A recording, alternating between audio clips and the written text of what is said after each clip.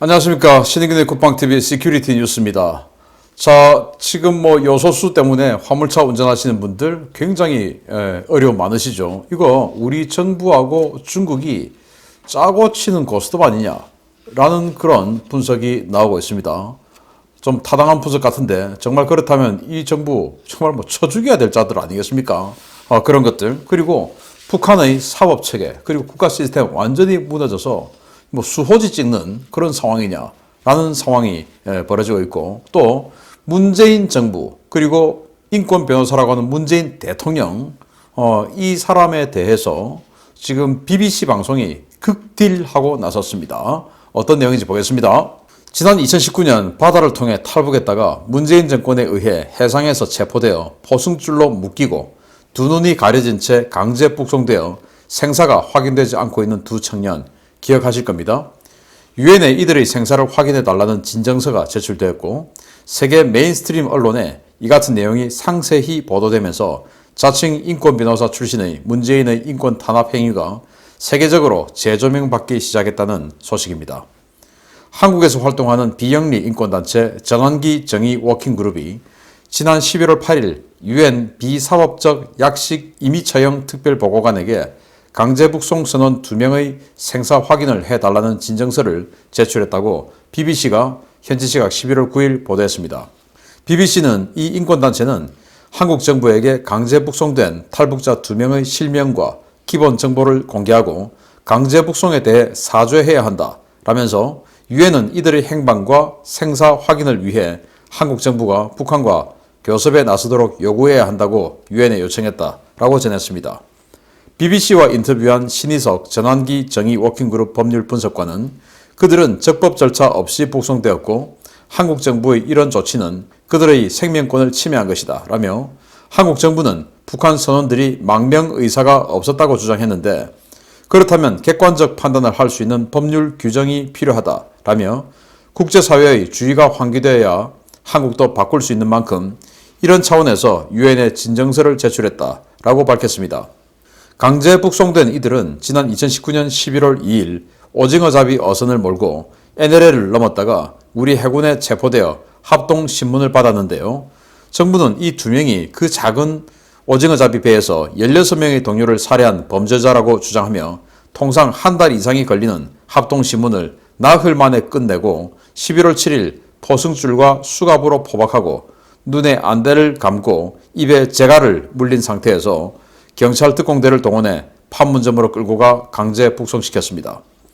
정부는 이들이 한국으로의 망명 의사가 없다고 주장했지만 강제 북송 사실을 전혀 모르고 있던 것으로 추정되는 이들은 판문점에서 안대가 풀리고 북한군이 보이자 절망한 표정으로 주저앉아 넋을 잃었다는 목격담이 쏟아졌는데요. 이 사건이 알려지면서 문재인 정부가 북한 귀환 의사가 없는 주민에게 살인죄를 뒤집어 씌우고 그들이 언론 기자들을 향해 사건의 진실을 알릴 것이 두려워 통상 적십자사가 수행하는 주민 인계 작업을 경찰 특공대에게 맡기고 눈과 귀, 입을 틀어막고 북한으로 쫓아낸 것이라는 비난이 쇄도했습니다. BBC는 이번 사안의 당시 상황을 상세히 소개하며 한국 정부의 유엔 고문 방지 협약과 인권법 위반을 지적했는데요. 부디 유엔에서 자칭 인권 변호사의 인권 유린 실체를 파헤쳐서 관련자들을 국제법정에 세우는 날이 오기를 기대합니다. 이렇게 작은 오징어 잡이 배에서 2명이 16명을 자신들은 상처도 없이 다 죽였다. 그리고 그 시신을 다 유기했다 바다로. 그걸 또 북한 당국이 이 2명이 딱 한국으로 들어오자마자 바로 발표를 했고 그것을 전적으로 신뢰하면서 불과 실제 당일날 다 빼면 3일 만에 조사 다 마치고 바로 그냥 북한으로 보내버렸죠. 분명히 말하면 이들이 그때 말했던 것은 이들은 귀순 의사가 없다 이렇게 이야기를 했는데 귀순 의사가 없는 사람을 왜 포승줄로 그렇게 묶고 수갑을 채우고 눈에 안대를 하고 그리고 입에 재갈을 물립니까? 입에 재갈을 왜 물립니까? 저는 북한 가기 싫어요 라고 소리치는 것을 방지하기 위해서 재갈을 물렸지 않겠습니까? 통상적으로 그냥 저는 공화국으로 돌아갈 겁니다 라고 한 사람들은 적십자사에서 편안하게 인계해 줬습니다. 그런데 이 사람들은 경찰 특공대가 그것도 JSA 대대장이 청와대 안보실 차장에게 문자를 보내는 이것 때문에 지금 들켰죠. 그 문자가 공개되면서. 아니, 중령이 어떻게 육군 중장 출신의 청와대 안보 차장에게 문자를 보냅니까? 기가 막힌 일 아니겠습니까? 이런 상황. 그래서 이런 것들이 전체가 다 유엔 고문 방지 협약 인권 문제, 그리고 비사법적 약식 임의 처형. 그러니까 뭐 재판도 없이 바로 처형했다라는 정황. 그래서 그 특별 보고관에게 지금 한국의 시민단체, 여기 회원들은 다국적인이에요. 한국인만 있는 게 아니고 이 사람들이 이제 진정서를 제출했는데, 물론 이 특별 인권 약식 특별 보고관이, 임의 처형 특별 보고관이 한국에 강제할 수는 없지만 이런 것들이 쌓이고 쌓여서 국제형사재판소에 넘길 수 있는 그런 조치들을 취할 수 있는 자료가 쌓이는 것이 아니냐라고 생각되고, 정말 이 문제는 이중인격자라고 생각되는 게 과거에 페스카마호 사건 제가 한번 다뤄드렸던 적이 있는데, 거기에 중국 국적의 조선족 선원들이 타고 있었고 그들이 너무 나태하고 말을 안 들어서 결국 이제 내려주기로 하고 즉 배에서 퇴출시키기로 하고 그 해당 항구로 인근 항구로 가는 중에 이들이 중국으로 돌아가기 싫으니까 선상 반란을 일으켜서 거기에 있던 한국인 선장, 한국인 선원, 외국인 선원 모두 다 살해했죠. 그래서 일본 해상보안청에 체포가 되었고 일본 해상보안청에서 한국으로 넘겼고 한국에서 사형과 무기징역을 언도했는데, 그때 그들을 변호하는 이 인권 변호사님께서 뭐라고 이야기했느냐? 범죄자의 인권도 중요하다. 보호해야 된다라고 주장을 했고, 그러면서 자신이 나중에 노무현 정부 때 청와대 민정수석이 되어서 그들을 사면해 주었습니다. 그런 전력이 있는 범죄자의 인권도 보호해야 된다라고 주장했던 사람이 정말로 북한 주장대로 16명을 살해했는지 안 했는지 알 수는 없지만 어쨌든 페스카마오나 비슷한 상황 아니겠습니까? 그 북한 말이 사실이라 하더라도. 그런데 입에 재갈을 물리고 눈에 안대를 채우고 보냈다. 그런데 그 사람은 안대 푸니까 털썩 주저앉았다. 공포에 완전히 젖어서 주저앉았다. 그 말은 그 사람은 안 가는 걸 원했다라는 거 뻔하지 않습니까? 이런 여러 가지 정황들 전부 이거 사실은 살인을 한 것이죠. 그래서 저는 살인죄 나중에 반드시 무리화되지 않을까라는 생각을 하는 사람 중에 하나입니다. 아무튼 BBC라는 이런 메이저 글로벌 메이저 언론에서 이 내용을 상세히 제가 이야기한 것처럼 상세히 다루었으니까 문재인의 민나 전 세계인이 알아가게 되고, 이건 대한민국 국민의 한 사람으로서 정말 부끄럽기 거지없습니다. 그런데 우리 대통령 우리가 뽑았으니 어쩌겠습니까? 두 번 다시 이런 사람 안 뽑는 그런 거울로 삼아야 되겠다라는 반성을 우리 국민 모두가 해야 됩니다. 그래서 뭉쳐야 됩니다. 두 번째입니다. 디젤차, 화물차 모시는 국민 여러분, 요즘 요소수 때문에 정말 고생하고 계신데요. 이번 요소 대란이 중국과 문재인 정부가 공모한 정황이 보이고 있어서 파문이 일고 있습니다. 이 의혹에 대한 정부의 변명은 더 기가 차는데, 문 정권의 이런 행태를 중국 관영 매체가 조롱하고 있다는 소식입니다. 중국 정부가 지난 10월 11일 우리 정부에게 요소 수출 통제 방안을 고시하고 한국에 대한 요소 수출을 통제하겠다는 입장을 통보했는데요. 외교 및 통상당국은 이 같은 통보를 받고도 그 어떤 대응조차 하지 않았던 것으로 드러났다고 동아일보와 SBS가 연수해 보도했습니다. 이들 보도를 종합하면 중국은 지난달 11일 우리 정부에게 요소를 포함한 주요 29종 비료 관련 품목 수출 통제를 통보했는데요. 해당 통보를 받은 대한무역투자진흥공사 코트라는 11월 1일 정부에게 중국 내 상황과 요소 수출 통제 장기화 가능성에 대한 우려를 보고했습니다. 그러나 정부와 청와대는 아무런 반응을 하지 않고 있다가 문제가 불거지자 지난 11월 9일 기자들에게 요소라고 해서 비료인 줄 알았다. 파장이 이렇게 클 줄 몰랐다. 라는 어처구니 없는 변명을 하며 기자들을 당황하게 만들었습니다. 이렇게 중국만 바라보는 문재인 정부에 대해 중국 관영 매체들은 일제히 한국을 조롱하며 앞으로 중국에 잘 보이려면 처신을 똑바로 하라 라는 기사들을 쏟아내고 있습니다. 중국 공산당 기관지 인민일보는 이번 일을 통해 국제 공급망에서 중국의 위상을 인식하고 중국에 대항하지 마라 라고 경고했는데, 또 다른 관영 매체인 국방시보는 더 강력한 어조로 한국을 조롱하고 경고 메시지를 날렸습니다. 국방시보는 이번 사태의 원인은 한국이 자급자족 경제 구조를 갖추지 못했기 때문이다 라며 한국 정부의 무능과 위기관리 능력 부족도 중요한 원인으로 작용했다 라고 지적했는데요. 이런 상황에서 중국이 이웃나라인 한국의 어려움을 해결해 주었고 이로써 책임있는 대국으로서의 풍모를 보여주었으니 손을 벌린 한국은 중국의 중요성을 이해해야 한다라고 훈계했습니다. 관영 매체인 경제일보, 반관영 온라인 매체인 펑파이, 스촨성 정부가 운영하는 션나오스쥔 역시 이번 사태는 무능한 한국 정부의 자업자득으로 한국은 이번 일을 통해 중국이 세계 공급망에서 얼마나 중요한지를 분명히 이해해야 한다라고 지적했는데요. 오로지 중국만 그리고 북한만을 바라보고 중국에게는 무능한 정권, 북한에게는 삶은 소대가리 소리를 들으면서도 저들만 바라보는 이 정권, 정말 한 번도 겪어보지 못한 창피와 망신을 국민에게 선사하고 있습니다. 아유, 참 이렇게 중국몽이 중국만의 꿈이 아니라 아시아 모두 나아가서는 전 인류와 함께 꾸는 꿈이 되기를 바랍니다. 라고 하면서 무능한 놈 소리 듣고 에라이 삶은 소대가리 소리 듣고 참 잘하는 짓입니다. 그러면서 우리 택배 하시는 분들 그리고 화물차 하시는 분들 모든 사람들에게 이렇게 엄청난 고통을 주고 경제의 위기를 주고 하는 이 정부 알고 보니까 이거 미리 통보를 받았는데 그 통보 받았을 때 진작에 이거는 문제가 생길 수 있다. 그러면은 뭐 일본 또는 주변국 또 베트남 어디에라도 연락해서 수입선을 좀 바꾸자 또 준비하자 라고만 준비했으면 충분한 시간이 있었던 겁니다. 그런데 안 했죠. 왜 안 했냐? 지금 뭐 미국 주도로 또 EU하고 같이 가세해서 글로벌 공급망에서 중국을 배제하자. 중국 빼고 하자 이제. 왜?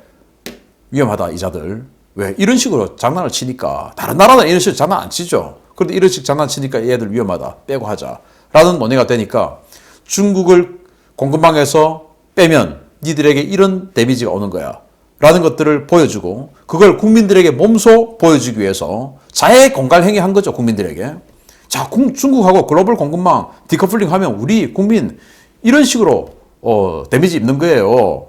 근데 중국 빼자고 하는 저 미국 우리 말 들어야 되겠어요? 그래서 우린 반미하는 거예요. 라는 걸 보여주기 위해서 자해 공갈한 겁니다. 정말 나쁜 자들입니다. 저는 이 자들 반드시 이 과정도 수사해서 특검이라도 해서 처벌해야 된다라고 생각을 합니다. 여러분들 의심 가지 않습니까?